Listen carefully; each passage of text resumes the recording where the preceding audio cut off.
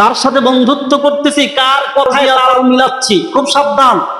এই মুসলমানদেরকে এই ইমান বিধ্বংসী কাজগুলো একসময় বেশি করত ভণ্ডফিরেরা। বাংলাদেশে ভণ্ডফির আছে না নাই? এই যে আপনাদের প্রতিবেশী দেওয়ানবাগী, কত মানুষের ইমান যে খাইছে, এরপরে আরো যত রশি আছে বাকি আছে। এরা যুগে যুগে মানুষদেরকে এভাবে পথভ্রষ্ট করে করে ইমান থেকে দূরে সরাই দিয়েছে। নিজেরাও গোমরা, জাতিকেও গোমরা বানাবার চেষ্টা করে। আরো একদল লোক আছে যেই প্রবণতা আগে ছিল না, এখন বেশি। যেই প্রবণতা আগে কম ছিল, এখন অনেক বেশি। ইসলামের সমালোচনা করার ক্ষেত্রে, মানে সে যে সমালোচনা করে আছে কোন দিকে যাইতেছে সে নিজেও জানে না। সে সমালোচনা করতেছে একমাত্র তার ক্ষমতার জন্য, তার বলের জন্য, টাকার জোরে, ক্ষমতার জোরে সমালোচনা করে। সে যে কোরআনের কোন আয়াতের বিরোধিতা করতেছে, হাদিসের কোন অংশের বিরোধিতা করতেছে, সেটাও সে জানে না। তার কথার মাধ্যমে সে যে হাদিসের বিরোধিতা করতেছে সেটা সে জানে না, কিন্তু করতেছে কেন? এটা করার দ্বারা তার ক্ষমতার অনেক লাভ আছে। সবাই না, রাজনৈতিক যারা করে সবাই না, তবে অধিকাংশ ক্ষেত্রে এখন এই কাতারে সামিল।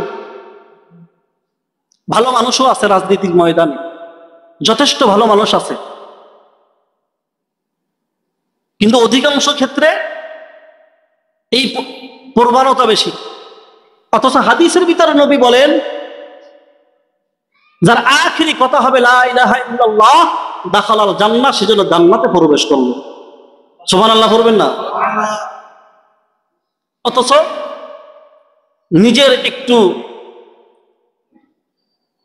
ভাব যেন বাড়ে, কদর যেন বাড়ে, নিজের পজিশনটা যেন ঠিক থাকে, ওইটা বাঁচাতে গিয়া প্রশংসা এমন জায়গায় গিয়ে করলো যেটা গিয়ে সরাসরি ইমানের সাথে ধাক্কা লাগাইলো।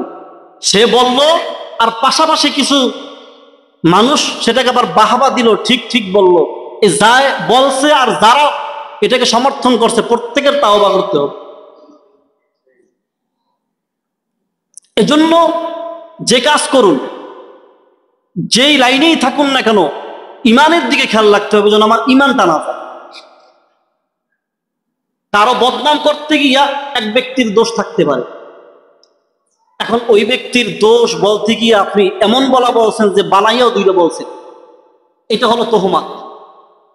খেয়াল করা চাই, আমার দুইটা দোষ থাকতে পারে, আপনি আমাকে সতর্ক করতে পারেন, এটা মুসলমান হিসেবে আপনার দায়িত্ব। কিন্তু আপনি আমার দোষ বলতে গিয়া এত বেশি বললেন না যে এটা মিথ্যা তোহমাত হয়ে যায়, ঠিক না? এই স্কেল ঠিক রাখা। আজকে আমরা এই স্কেল মাপ না জানার কারণে আমাদের কথার কোনো ব্যালেন্স নাই, আর আমার কথার দ্বারা আমি জাহান্নামের দিকে আগাইতেছি। এজন্য খুব সতর্কতার সাথে চলা। এই যারা এই কাজগুলো করে এদের সাথে তাল মিলানো যাবে না, তালে তালে তাল মিলানো যাবে না। তাল মিলাইতে খুব সাবধান যে আমি কোন কথায় ঠিক বলতেছি আর বেঠিক বলতেছি। এই কথায় ঠিক কইয়ে না জানি আমার ইমানের ঘরে ধাক্কা লাগে, এদিকে খুব সতর্ক থাকতে হবে।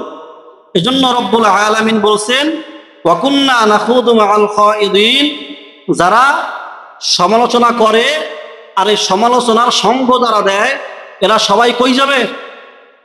কথা বলে না, কই যাবে? সবাই জাহান্নামে যাবে। আর জাহান্নামে যাবে বলে এটা কোন জাহান্নাম? বলে সাকর নামক এক জাহান্নাম।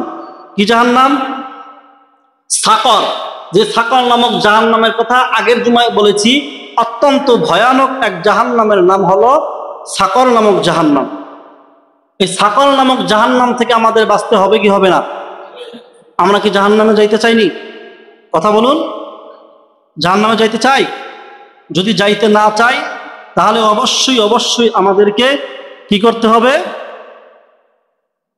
এই সমালোচনাকারী সমস্ত কথার থেকে আমাদেরকে বিরত থাকতে হবে।